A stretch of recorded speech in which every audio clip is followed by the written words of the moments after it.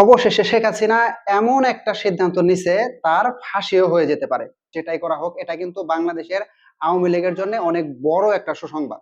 কারণ আওয়ামী লীগের নেতাকর্মীরা নেতৃত্বহীনতার কারণে, তিনি রয়টার্সের এক সাক্ষাৎকারে বলেছে, দেশে থাকা তার নেতাকর্মীর উপরে যে পরিমাণ দমন নিপীড়ন চলতেছে, সে আগামী ডিসেম্বরে বাংলাদেশে ফেরত এসে তার শীর্ষস্থানীয় কিছু নেতাকর্মীদের নিয়ে আদালতের কাছে আত্মসমর্পণ করবে। এতে যদি তার ফাঁসিও হয়, তাকে যদি মেরেও ফেলা হয়, তাকে যদি গ্রেপ্তার করা হয়, তাতেও তিনি আপোষ করবেন না। এমনটাই মন্তব্য করেছে রয়টার্সের দেয়া এক সাক্ষাৎকারে। তো আমি যতটুকু মনে করি, তার এই সিদ্ধান্তটা একদমই যুক্তিসঙ্গত আছে। আমি এই ব্যাপারে কিছুদিন আগে একটা ভিডিও পোস্ট করছিলাম। বাংলাদেশের চিফ প্রসিকিউটর থেকে জানানো হয়েছিল, শেখ হাসিনার দেশে ফেরত আসা নিয়ে আইনি কোনো বাধা নেই। হয়তোবা এই ধরনের কোনো নিউজের কারণেই শেখ হাসিনা এই সিদ্ধান্তটি নিছে। ওই ভিডিওতে আমি এটা উল্লেখ করছিলাম, শেখ হাসিনা যখন বাংলাদেশ থেকে পালিয়ে গেল, ওই সময়ই তার ভিডিও বার্তার মাধ্যমে দেশের জনগণের কাছে ক্ষমা চাওয়া উচিত ছিল।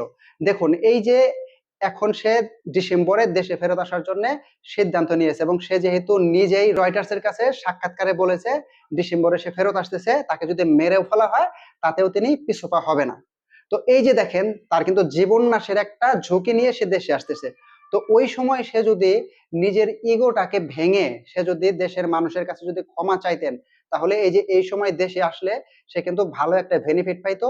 অনেক দেশের জনগণের কাছে সে কিন্তু সমর্থন পাইতো। সে দেশে আসলে তাকে ফাঁসি দেওয়া হোক, তাকে গ্রেপ্তার করা হোক, যেটাই করা হোক, এটা কিন্তু বাংলাদেশের আওয়ামী লীগের জন্য অনেক বড় একটা সুসংবাদ।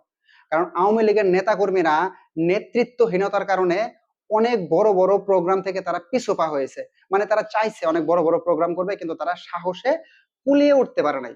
আসলে একটা লিডার যদি দেশে না থাকে, যেমন ধরেন আমি বিএনপির কথাই বলি, তারেক রহমান যখন লন্ডনে ছিল, তখন কিন্তু বিএনপি থেকে বড় বড় ধরনের কোনো কর্মসূচি পালন করতে পারে নাই। কেন পারে নাই? কারণ যতই ফোনের মাধ্যমে বলুক না কেন, সরাসরি একটা জিনিস লিড দেয়া আর দেশের বাইরে থেকে কোনো কিছু একটা বলা, এটা কিন্তু আসলে সবকিছু একরকমের হয় না। সাহসের একটা ব্যাপার স্যাপার আছে। শেখ হাসিনা বাংলাদেশে এসে সে যদি জেলখানার মধ্যে বন্দিও থাকে, তারপরে কিন্তু তার দেশে থাকা নেতাকর্মীর কাছে সে একজন বড় একটা শক্তি হয়ে দাঁড়াবে। আমি কোনো দলের পক্ষ হয়ে বলতেছি না, আমি কোনো দলের বিপক্ষ হয়ে বলতেছি না। আমি বলতেছি না যে শেখ হাসিনার কোনো দোষ নাই, তার উপরে অবিচার করা হইতেছে, এই ধরনের কিছু না। আমি জাস্ট এই বিষয়গুলো নিয়ে একটু বিশ্লেষণ করলাম যে তার আসলে উচিত ছিল ওই সময় দেশের মানুষের কাছে যদি ক্ষমা চাইতো, তাহলে এখন সে কিছু হলেও সমর্থন পাইতো মানুষের, যে সে তো ভুল করছে, ভুলের ক্ষমা সে চাইছেই, তাকে কিছুটা হলেও মওকুফ করা হোক, এই ধরনের সে অনেকটা বেনিফিট পাইতো। কিন্তু এখন আমি মনে করি না যে ওই ধরনের কোনো বেনিফিট সে পাবে। দেশের মানুষ এটাই মনে করবে সে গণহত্যা করে গেছে, এখন ইগোর কারণে সে ক্ষমা চায় নাই, এখন সে সেই ইগো নিয়ে আবার দেশে আসতেছে। তবে এখানে আওয়ামী লীগের জন্য অনেক বড় একটা সুসংবাদ, যে আসলে তারা তাদের লিডারকে বাংলাদেশে অবশেষে হয়তো বা দেখতে পাচ্ছে। কারণ শেখ হাসিনা যেহেতু নিজের মুখে বলছে সে ফেরত আসবে, আমার মনে হয় সে আসবে। সে আসলে এতই জেদি একটা নেত্রী, যে আসলে তার সাহস আসলে বলার বাইরে। আমরা বিভিন্ন নিউজে শুনি, অথবা তার সাথে যারা রাজনীতি করছে, বিএনপির অনেক লোক আছে, তারাও বলে যে আসলে তার যে সাহস, আওয়ামী লীগের অনেক নেতাকর্মী আছে, তারা আসলে মাঠ পর্যায়ে এতটাই সাহসী, আসলে জীবনের পরোয়া করে না। আমরা যদি 21শে আগস্ট গ্রেনেড হামলার কথা ধরি, তাহলে দেখেন শেখ হাসিনাকে যখন গ্রেনেড হামলা করা হয়েছিল, কে করছিল আমরা জানি না, তবে যে গ্রেনেড হামলা করছিল তাকে যেভাবে তার নেতাকর্মীরা একদম ঘিরে ধরে তাকে রক্ষা করছিল, আসলে সচরাচর রাজনৈতিক নেতারা এরকম ভাবে তাদের লিডারকে নিজের জীবনকে উপেক্ষা করে বাঁচায় না। ওই রকম আমরা দেখছি যে শেখ হাসিনা অনেক বড় বড় ঝুঁকি নিছে। পূর্বে আমরা শেখ হাসিনাকেও দেখছি অনেক আসলে মাঠ পর্যায়ে অনেক বড় বড় মিটিং মিছিল, অনেক বড় বড় রিস্কের মধ্যে সে রাজনীতি করে আসছে। তো আসলে এই শেখ হাসিনার এই সময় দেশে ফেরত আসা নিয়ে আসলে অবাক হবার কিছু নাই, কারণ এই ধরনের সাহস তার আছে।